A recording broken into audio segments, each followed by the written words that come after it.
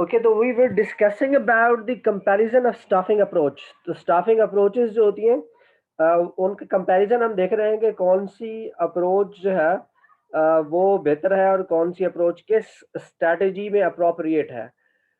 तो हमने polycentric approach को डिस्कस कर लिया है कि उसका डिसएडवांटेज ये है कि जो करियर की मूवेबिलिटी है, मोबिलिटी बहुत कम है, यानी आप एक कंट्री से दूसरे कंट्री में लोगों को नहीं भेज सकेंगे। लेकिन दूसरा इसका डिसएडवांटेज ये है कि आप हेडक्वार्टर से आइसोलेटेड पॉलिसी के ऊपर अमल कर रहे होते हैं। हेडक्वार्टर कुछ और चल रहा होता है और यहाँ पर कुछ आपकी सब्सिडी में कुछ और चल रहा होता है। जियोसेंट्रिक की जो पॉलिसी होती है उसका डिसएडवांटेज ये है कि आप दुनिया भर में कहीं पर भी ह्यूमन रिसोर्स अवेलेबल आपके पास होगा, तो जो एफिशिएंट लोग हैं उनको जो है वो आप इस्तेमाल करेंगे। कहीं पर भी एक कंट्री से दूसरे कंट्री के अंदर आसानी से अच्छे लोगों को जो कि रिजल्ट ओरिएंटेड है उन्हें बड़ी आसानी से मूव कर सकेंगे आप। ये एक अच्छा जो है मल्टीनेशनल फर्म के लिए है।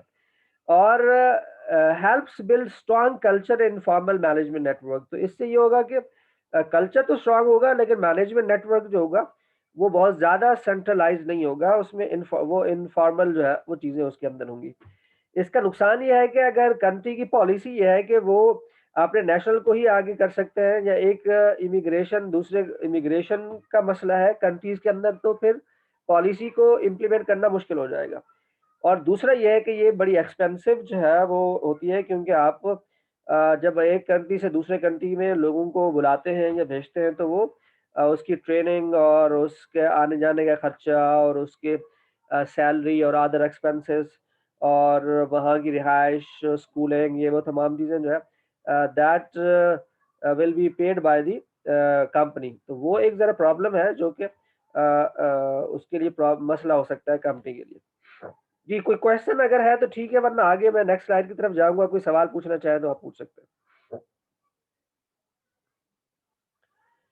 आगे बढ़ते सर हैं। जी, प्लीज़। एक क्वेश्चन है। क्या नेचर प्रोडक्ट का कोई इफेक्ट होता है कि स्टाफिंग अप्रोचेस कौन से यूज़ कर रहे हैं? नेचर ऑफ प्रोडक्ट से रिलेटेड तो आमतौर पर कोई चीज़ ऐसी नहीं होती, लेकिन हाँ, ये है कि पॉलिसी जो है वो स्ट्रैटेजिक अप्रोच के ऊपर ज़रूर डिपेंड करता है, कि कंपनी की जो अप्रोच है उसके ऊपर डिपेंड करता है कि प्रोडक्ट के लिहाज से तो इसका कोई प्रोडक्ट तो बाज़ कंपनियाँ सर्विसेज की बेस पे चल रही होती हैं, बाज़ कंपनियाँ प्रोडक्ट की बेस पे भी चलती हैं और प्रोडक्ट में भी अलग-अलग टाइप्स की प्रोडक्ट होती हैं। तो ये जो है ऐसा आमतौर पर कंपनी की पॉलिसी के ऊपर डिपेंड करता है, जो कंपनी की स्ट्रैटेजीज़ है उस पर डिपेंड करता है, प्रोडक्ट के ऊपर इतना ज़्यादा डिपेंड नहीं करता। हाँ, ये ज़रूर है कि कुछ कंट्रीज़ ऐसे हैं, उन कंट्री की पॉलिसी, जैसे जापानीज़ है, उनके अलग कोई सिस्टम है, यूएसए वालों के अलग सिस्टम है, यूरोप में जो लोग रहते हैं उनके अलग सिस्टम है, एशियन के अलग सिस्टम है। तो इसके ऊपर ज़रूर डिपेंड करता है कि आप किस अप्रोच की तरफ जा रहे हैं। Okay sir, thank you. अच्छा जी, नेक्स्ट हमारे पास है एक्सपैट्रिएट प्रॉब्लम। अब ये एक्सपैट्रिएट होते कौन है? एक्सपैट्रिएट यही होते हैं जो एक कंट्री से दूसरे कंट्री के अंदर मूव करते हैं। इनको एक्सपैट्रिएट कहते हैं। यानी वो एम्प्लॉई जो एक कंट्री से दूसरे कंट्री में जाते हैं, दैट्स कॉल्ड द एक्सपैट्रिएट्स।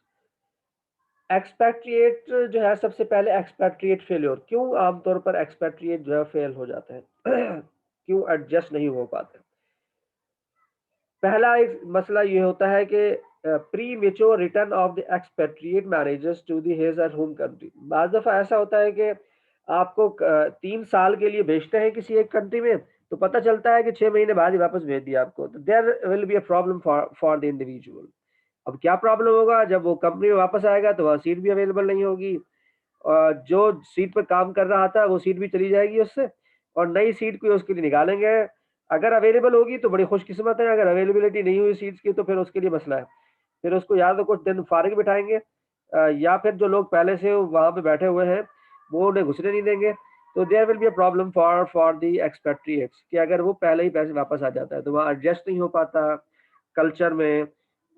उनके बच्चों की वजह से, उनकी वाइफ की वजह से, किसी की वजह से कोई मसला हो जाता है, तो जो है ऐसी सूरत हाल में जो है उन्हें वापस आना पड़ता है। तो वापस आने पर फिर जो है वो यहाँ पे उसकी एडजस्टमेंट का एक प्रॉब्लम होता है।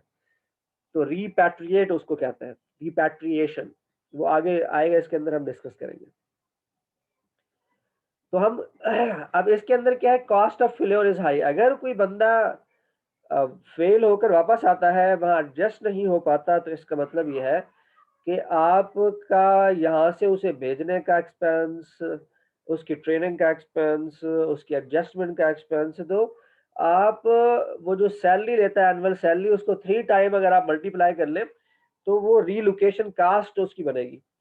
तो रीलोकेशन कास्ट जो है वो उसके ऊपर इम्पैक्ट करती है आपके ओवरऑल जो फेल्योर होता है एक्सपेक्ट। तो ये एक मसला होता है, कंपनीज के लिए भी होता है और इंडिविजुअल्स के लिए भी। कंपनी जो है उसको तो लॉस होता है इन टर्म्स ऑफ कॉस्ट, और जो एक्सपेट्रिएट होता है उसको होता है इन टर्म्स ऑफ एडजस्टमेंट और एज रीपैट्रिएशन। वापस जब वो अपनी कंट्री में वापस आता है तो उसकी रीएडजस्टमेंट का एक बड़ा प्रॉब्लम है जो कि इस वक्त लोग फेस कर रहे हैं। Any question? सर उसका फेलियर मतलब किसकी तरफ से फेलियर है? कंपनी ने उसको किक आउट कर दिया या वो अपने पर्सनल रीजंस की वजह से चला गया और फिर रिटर्न हुआ? दोनों सूरत हाल हो सकती है। आमतौर पर जो है वो ये उसके इंडिविजुअल जो है उसके प्रॉब्लम की वजह से होता है कि वो वहाँ एडजस्ट नहीं हो पाता। पीछे बच्चे फोन कर रहे होते हैं, अगर बच्चे साथ नहीं गए, अगर बच्चे साथ गए तो वो एडजस्ट नहीं हो पाते हैं, बीमार होने शुरू हो जाते हैं, घर वालों की याद आना शुरू हो जाती है, रिश्तेदारों की याद शुरू हो जाती है, स्कूलिंग में एडजस्ट नहीं हो पाते। बड़े बड़े मसाइल होते हैं। जब आप एक कंट्री से दूसरे कंट्री में जाते हैं तो 6 महीने साल तो आपको वैसे ही लग जाता है।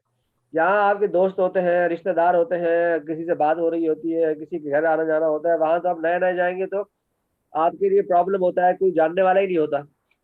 तो आपका तो एक सोशल जो रिलेशन था वो तो अभी आपको 1 साल, 1.5 साल, 2 साल लगेंगे उसको डेवलप करने में। फिर जब आप एक जगह से डेवलप कर लेते हैं फिर वो मूव कर देते हैं आपको दूसरी जगह पर, फिर वहां पर ये एडजस्टमेंट करो। तो एक्सपैट्रिएट की जो लाइफ है दैट इज वेरी डिफिकल्ट। पैसे तो कमाते हैं वो, लेकिन लाइफ भी बहुत मुश्किल है उनकी। तो ये रीजन है। मगर कंपनी उनको 3 टाइम्स पे क्यों करेगी, ये पॉइंट समझ नहीं है। क्या दोबारा बोले? कंपनी 3 टाइम्स क्यों कॉस्ट बेयर करेगी, क्यों उसको ज्यादा पे करेगी जब वो वापस आएगा? भाई तो जब उसको भेजा था तो उस वक्त तो उसके ऊपर रीलोकेशन कास्ट तो उसने लगाई ना। तो भाई आप जब किसी बंदे को कहीं भेज रहे हैं ओके। तो उसकी सैलरी आप 6 महीने के लिए, फर्स्ट को 6 महीने वहां रहा तो आपने एक्स्ट्रा सैलरी दी ना उसको। 6 महीने तो वो सीखता रहा वहां पर, और सीखने के बाद वापस आ गया, तो आपकी कंपनी को तो फायदा नहीं हुआ कोई भी।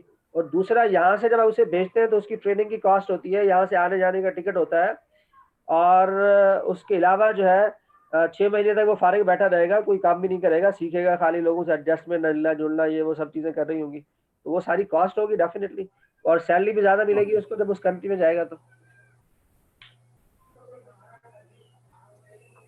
Any other question? Sir sir मेरा ये क्वेश्चन है कि जो बंदे जॉब छोड़ के जाते हैं बाहर मुल्क में, वो भी एक्सपेट्रिएट लाएंगे? मतलब जो न्यू कंपनी नहीं भेज रही, लेकिन जो अपनी जॉब छोड़कर कहीं से अपॉर्चुनिटी आती है बाहर के लिए, तो वो भी एक्सपेट्रिएट लाएंगे? नहीं नहीं नहीं नहीं, वो जो है वो उस कंपनी के लिए जो है वो कहलाएंगे, जिस कंपनी के लिए जो है वो जो कंपनी उन्हें बुला रही है।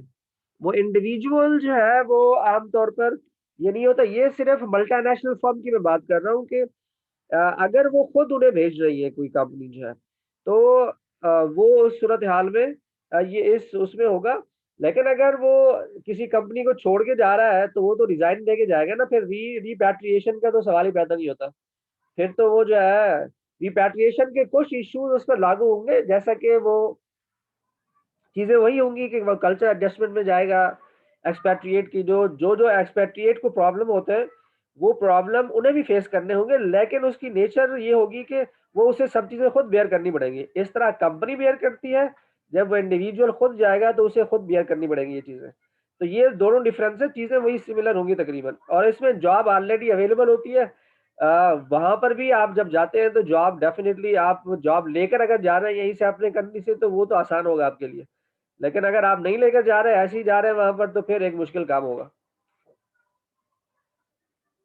तो सर जो कंपनी है 6 महीने के लिए, 5-6 महीने के लिए बंदों को बाहर भेजती है ट्रेनिंग के लिए, और फिर वापस बुला लेती है अपनी अपनी फर्म के लिए, तो फिर वो भी एक्सपेक्टेड नहीं कहलाएंगे सर? वो जिसने को हाँ ट्रेनिंग के लिए बिल्कुल वो जॉब कहलाएंगे, ट्रेनिंग, लेकिन वो तो जस्ट ट्रेनिंग के लिए। वो तो एक ट्रेनिंग के उसके लिए भेज रहे हैं ना, वो उसको वो भेज तो नहीं रहा है। उनका तो पहले पर्पज उन्हें मालूम है कि हम इन्हें ट्रेनिंग के लिए भेज रहे हैं।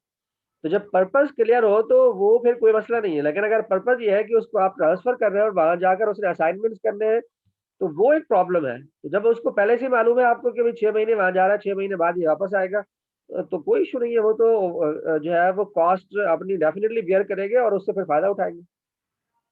तो सर वो एक्सपेक्टेड नहीं कराएंगे जो ट्रेनिंग के लिए जाते हैं, वो एक्सपेक्टेड में शामिल नहीं होंगे जो जस्ट नहीं, वो ट्रेनिंग के तो लिए जा रहे वहां हैं, पे कंपनी ट्रेनिंग भेज के लिए रही है। जा रहे हैं ना।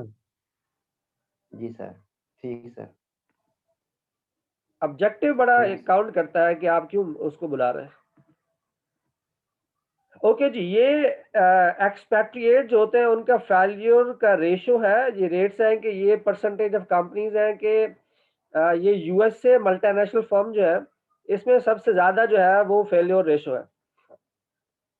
यूएस से सिटीजन जो है वो कहीं पर दूसरी जगह पर आमतौर पर जो है वो एडजस्ट होना इनके लिए मुश्किल होती है।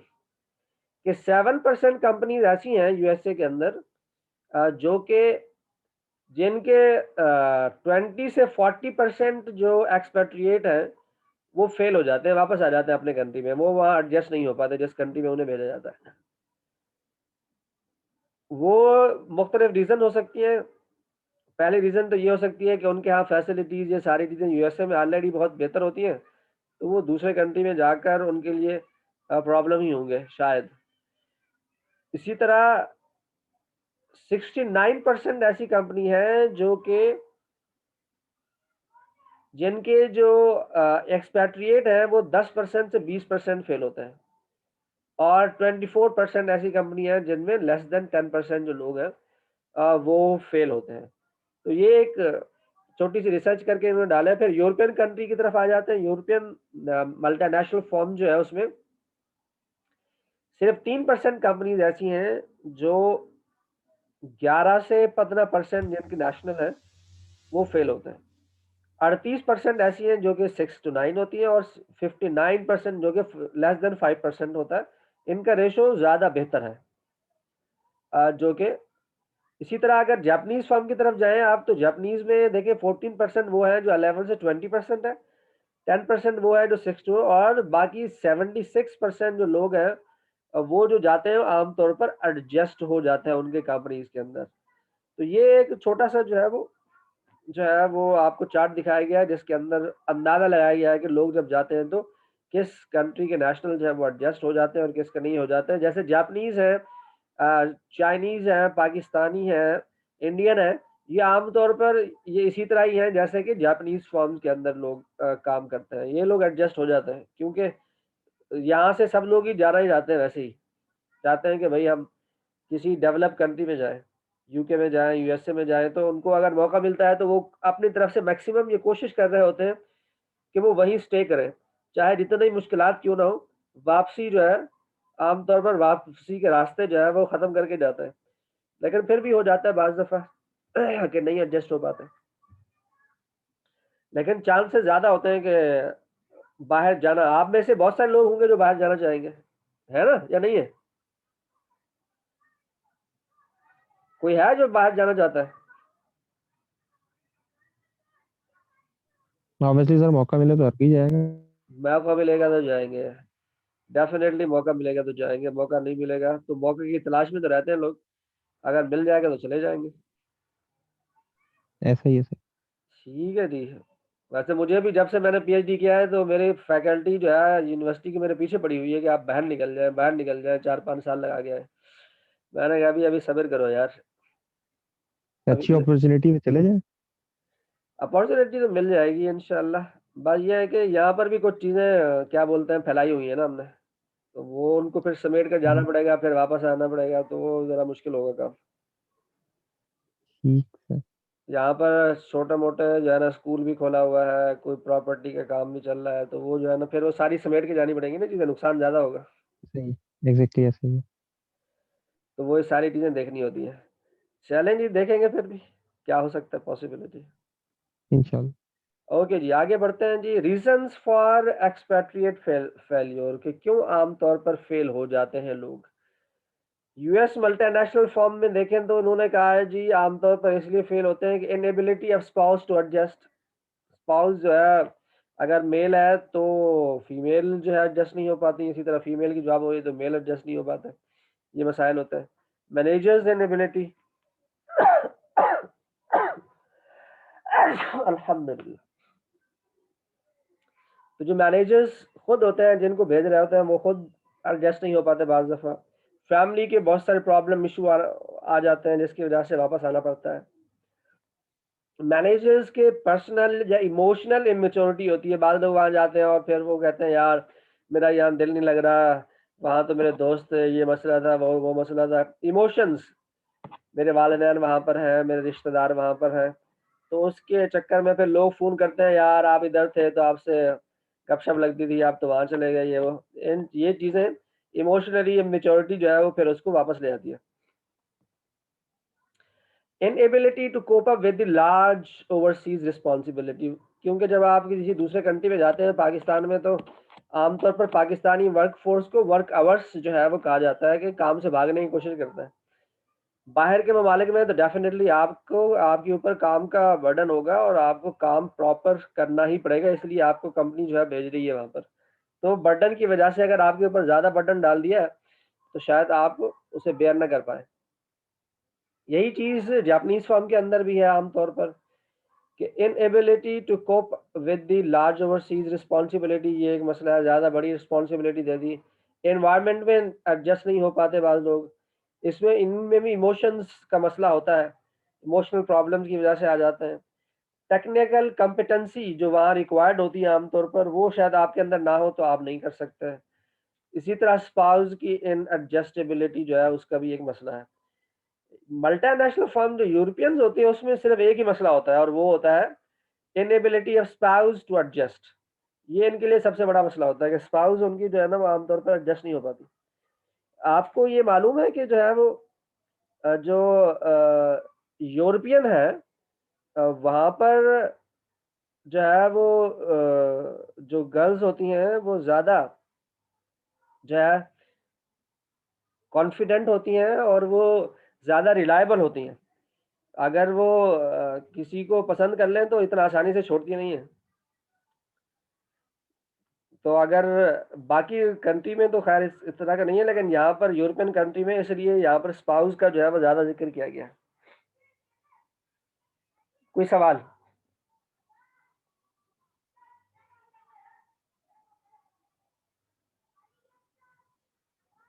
ओके जी, आगे बढ़ते हैं। नेक्स्ट हमारे पास है एक्सपैट्रिएट सिलेक्शन। तो एक्सपैट्रिएट्स की सिलेक्शन की बेसिस क्या हो सकती है, किन बेसिस पे एक्सपैट्रिएट को आप सेलेक्ट कर सकते हैं? तो सबसे पहला जो है वो हमारे पास है कि सेल्फ ओरिएंटेशन, कि strengthen of self esteem, self confidence and mental wellbeing. ये तीन चीज़ों की बेस पर जो है वो आप उनके कॉन्फिडेंस को चेक करते हैं, मेंटल वेलबीइंग को आप देखते हैं कि वहाँ जाकर ये एडजस्ट होगा बंदा नहीं होगा, उसकी सेल्फ स्टीम को कि वहाँ वो जाना चाहता है, वाकई में उसको बहुत शौक है वहाँ जाने का।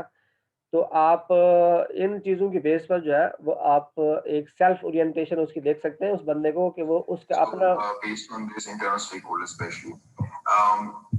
Scale down 27. माइक ऑफ कर दे बेटा।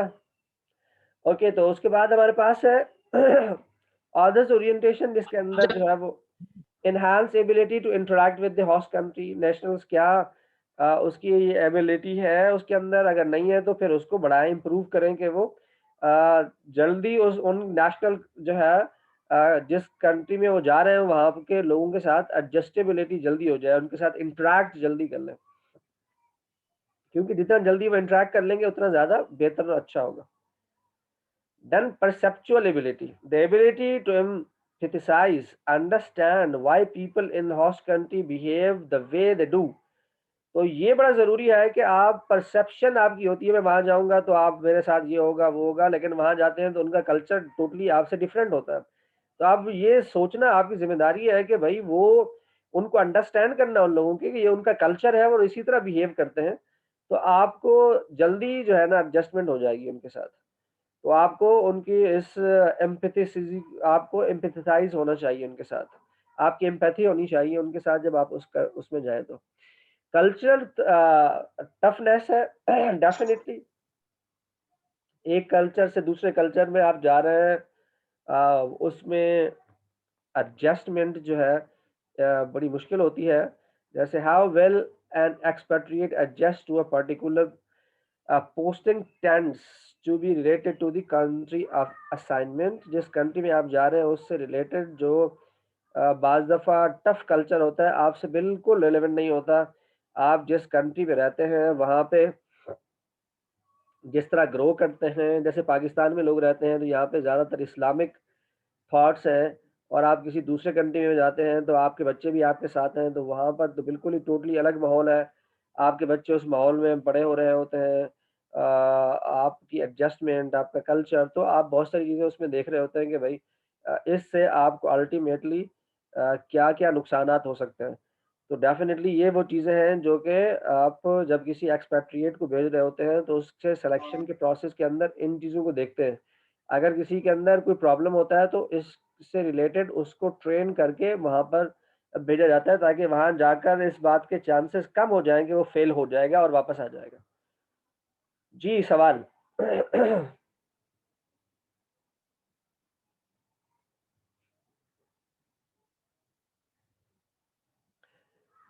ओके, नेक्स्ट हमारे पास है training for expatriate. Training for expatriate managers. किन एरिया की ट्रेनिंग जो है वो ज़रूरी है? 3 एरियाज़ यहाँ पे डिस्कस किए गए। नंबर 1 पे कल्चर है, नंबर 2 पे लैंग्वेज है और नंबर 3 पे प्रैक्टिकल है। जो डे टू डे एक्टिविटी होती है उससे रिलेटेड जो है वो ट्रेनिंग होती है।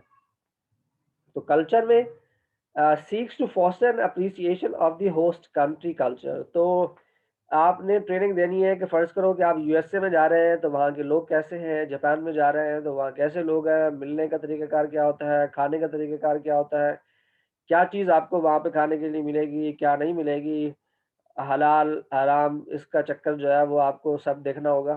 तो ये सारी चीज़ें कल्चर ओरिएंटेशन जो है, ये आपको ट्रेनिंग के थ्रू बताई जाती है कि जब आप वहाँ जाएँगे तो भाई वहाँ किस किस बात को बुरा समझा जाता है और किस बात को अच्छा समझा जाता है। इवन जो डिफरेंट जेस्चर्स होते हैं वो भी उसके अंदर काउंट होते हैं, वो भी सिखाए जाते हैं।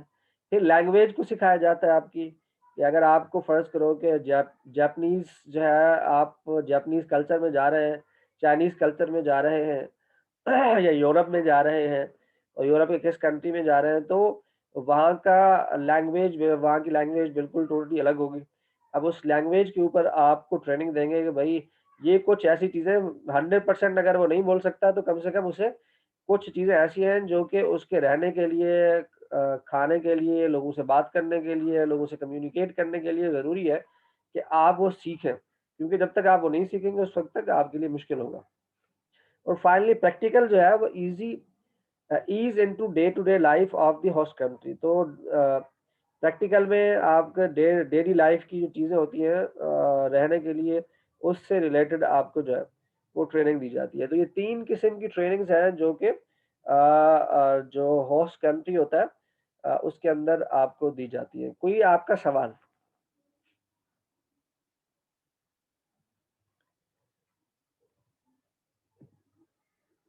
ओके जी, रिपैट्रिएशन ऑफ एक्सपैट्रिएट्स। एक्सपैट्रिएट जो है उनकी रिपैट्रिएशन जो है उसमें क्या चीज़ें होती हैं, परसेंटेज यहाँ दिखाई गई है। Didn't know what position they hold upon return. ये मसाइल होते हैं रिपैट्रिएशन के। रिपैट्रिएशन जो है जब वापस आप आते हैं तो तकरीबन 65% ऐसा होता है कि आपको मालूम ही नहीं होता कि आप जब वापस आएँगे तो आपको वही पोज़ीशन मिलेगी जो आप पहले छोड़कर गए थे, या जो पोज़ीशन आप दूसरे कंट्री में गए थे वो पोज़ीशन आपको मिलेगी, या आपको उससे भी लोअर पोज़ीशन मिलेगी, आपको पता ही नहीं होता। तो ये एक मसला है जो कि रिपैट्रिएशन के वक़्त आपको फ़ेस करना पड़ता है। दूसरा मसला है इसमें firm vague about return, role and career progression. तो फर्म जो है के लिए मसला होता है, आमतौर पर वो खामोशी रहती है कि अगर कोई बंदा जा रहा है 3 साल के लिए तो 3 साल बाद उसके पास फर्म के पास कोई प्लान होने चाहिए उसकी प्रोग्रेशन के, उसके रिटर्न रोल्स के। लेकिन आमतौर पर फर्म जो होती है इससे आंखें चुराती हैं और उनके पास कोई प्रॉपर प्लान नहीं होता, जिसकी वजह से रिपैट्रिएशन में लोगों को मसला होता है। टुक लोअर लेवल जॉब, आमतौर पर ये ज़्यादा चांसेस होते हैं कि जब आप वापस आते हैं तो आपको लोअर लेवल की जॉब ही करनी पड़ती है अपने पैरेंट कंट्री के अंदर। वो सिमिलर पोजीशन आमतौर पर बहुत कम होता है मिलना। आमतौर पर फिर आप क्या करते हैं, इस बात के चांसेस होते हैं कि उस कंपनी को आप छोड़ देते हैं, फिर दूसरी कंपनी को आप तलाश करते हैं। Leave firm with in 3 years, या तो आप 1 साल में, और बहुत सारे लोग ऐसे हैं जो कि 3 साल के अंदर-अंदर छोड़कर या तो वो वापस उसी कंट्री में चले जाते हैं या फिर दूसरी और मल्टीनेशनल फर्म को जॉइन कर लेते हैं, क्योंकि एक्सपोज़र ऑलरेडी उनका हो चुका होता है, तो उसकी बेस पर वो ये कर लेते हैं। अच्छा जी, अभी मैं अटेंडेंस ले रहा हूँ, फिर हम ब्रेक करेंगे और ब्रेक करने के बाद फिर हम एक और सेशन हमारा रह जाएगा, तो वो हम फिर 2 बजे उस सेशन को स्टार्ट करेंगे। कोई सवाल अगर है आपका अब तक जो हमने पढ़ा है तो वो आप पूछ सकते हैं। आगे फिर हम और मज़ीद जो चीज़ें रह गई हैं उनको फिर हम डिस्कस करेंगे।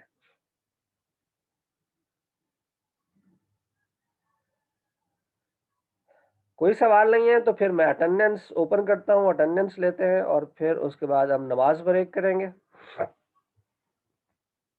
अपने माइक वगैरह आप ओपन रख लीजिए और आप खुद भी ज़रा अटेंटिव हो जाइए ताकि आप प्रॉपर अटेंडेंस अपनी दे सकें।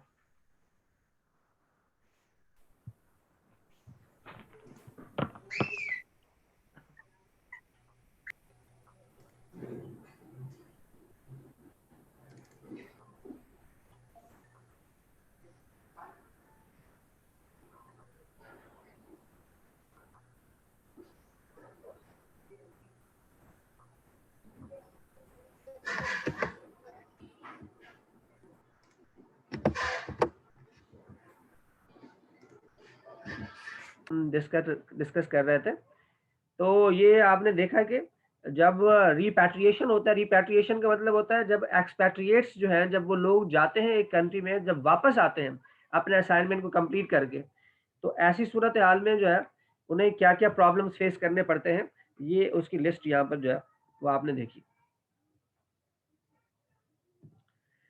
Then we have the performance appraisal problem, कि लोग जाते हैं जब एक कंट्री से दूसरे कंट्री के अंदर, तो उनकी जो परफॉर्मेंस है उसको अप्रेज कैसे करना चाहिए, या उसमें क्या प्रॉब्लम जो है वो हमें फेस करने पड़ते हैं जब आप एक कंट्री से दूसरे कंट्री में जाकर अप्रेज कर रहे हो, जब काम करते हैं। तो पहला प्रॉब्लम जो है वो होता है अनइंटेंशनल बायसनेस होती है बहुत सारी, जिसमें host country nation biased by culture frame of reference, यानी जो होस्ट कंट्री में मैनेजर होता है वो अपने कल्चर की बेस पर, क्योंकि ये जो नया-नया जाता है तो अभी इसे कल्चर की एडजस्टेबिलिटी में मसला होता है, जिसकी वजह से जो मैनेजर होता है होस्ट कंट्री नेशन का, उसके लिए प्रॉब्लम होता है कि वो उसको किस तरह जो है करे। Home country biased by distance and lack of experience working abroad. अब इसके अंदर मसला ये होता है कि जो होम कंट्री में लोग बैठे हुए होते हैं, जो परफॉर्मेंस को जज कर रहे होते हैं, वो आमतौर पर कभी दूसरे मुल्क के अंदर काम ही नहीं करते हैं, तो उन्हें ये मालूम नहीं होता कि वहाँ पर किस तरह का कल्चर है और किस तरह जो है परफॉर्मेंस होती है। तो ये दूसरा इश्यू है जो कि उस बंदे को जो है वो आमतौर पर फेस करना पड़ता है जब वो नया-नया जाता है। क्योंकि इसके अंदर सेकंड जो चीज़ है वो है expatriate manager believe that the headquarter unfairly evaluate and appropriate them. तो जो एक्सपैट्रिएट मैनेजर्स होते हैं, यानी जिनको जो है वो ये बिलीव करते हैं कि उन्हें जानबूझकर जो हेडक्वार्टर है वो जो है अनफेयरली इवैल्यूएट कर रहा है, ऐसी परसेप्शन जो है वो डेवलप हो जाती है उनके दरमियान में, क्योंकि वो हेडक्वार्टर वाले ये चाहते हैं कि भाई हमारे पास ही ज़्यादा से ज़्यादा जो है वो इंक्रीमेंट जाने चाहिए, और जो दूर यहाँ से हमारे उससे चला गया उसके इंक्रीमेंट कम से कम होने चाहिए। तो ऐसा many believe foreign posting does not benefit their career.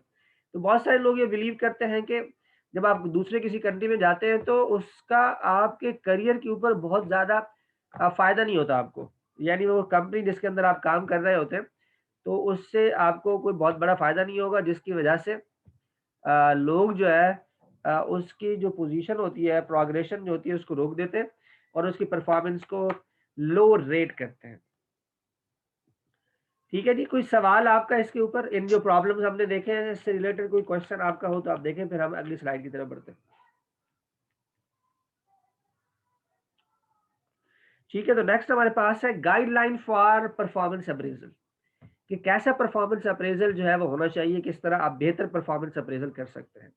अच्छा, ये जैसे ही हमारा ये खत्म होगा सेशन तो हम नमाज के लिए जाएंगे, नमाज ब्रेक पर, और फिर 2 बजे आपसे मुलाकात होगी। ये 40 मिनट पे 3 मिनट रहते हैं, ये खत्म हो जाएगा।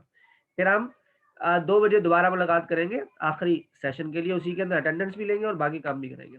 तो गाइडलाइन फॉर परफॉर्मेंस अप्रेजल कि कैसा होना चाहिए।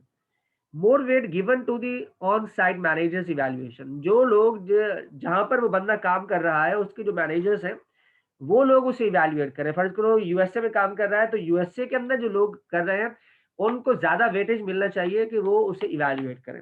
ये इससे काफी मसाइल हल हो जाएंगे। दूसरा, a former expatriate who served in the same location should assist home office manager with the evaluation, यानी जो इवैल्यूएशन कर रहा हो मैनेजर, जो होम कंट्री में बैठा हो, उसके साथ ऐसे किसी बंदे को एडजस्ट करना चाहिए जो कि वो ऑलरेडी उसी सेम लोकेशन पर काम करके आया हो, यानी उसी कंट्री में उसी पोजीशन पर उस कंपनी में काम करके आया हो। वो अगर बैठा होगा तो वो ज्यादा बेहतर आपको जो है बता सकेगा कि वहाँ का कल्चर क्या होता है, किस तरह आपको जो है उसको इवैल्यूएट करना चाहिए। थर्ड पॉइंट इसके अंदर है, if foreign on-site manager preparing evaluation whom office manager consulted before evaluation in the finalization, तो डेफिनेटली जब भी दोनों अपने उसको फाइनलाइज करें तो डेफिनेटली ये आपस में कोऑर्डिनेट करें, जो कि होस्ट कंट्री का मैनेजर है और जो कि होम कंट्री का मैनेजर है जो इवैल्यूएट कर रहे हैं, उनको चाहिए कि वो आपस में बैठे और फिर उसके बाद जो है वो इवैल्यूएशन को फाइनलाइज करें।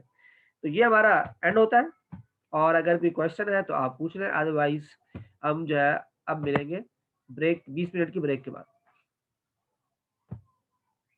Okay sir. ओके, अभी आप जाना चाहें तो जा सकते हैं, टाइम वैसे भी खत्म हो रहा है, आधा मिनट रह गया है। जी सर, ठीक है, thank you. Thank you very much. Not regarding this topic, सिर्फ ये पूछना था कि अगर हम शाम तक भी अपलोड कर रहे हैं अपनी प्रेजेंटेशन हाँ तो कर इज दें, दैट फाइन या लेट सबमिशन में एडेड हो? वैसे तो लेट हो गई है लेकिन आप कर दें फिर भी। ओके, ठीक है, थैंक यू। अच्छा, स्टूडेंट्स को आज तक का टाइम दे देंगे क्योंकि काफी स्टूडेंट्स हैं जिन्होंने अपने ना वीडियोस अपलोड नहीं की हुई, लाइक जो प्रेजेंटेशन की है। मैं देखता हूँ, तो वैसे उनको भी अभी ये देखेंगे, अभी तो एलएमएस भी नहीं चल रहा, तो मैं डेट को शायद ठीक एक्सटेंड कर दूं एक आधे दिन के लिए, देख लेंगे। है सर, ठीक है सर, ठीक है, ओके, थैंक यू।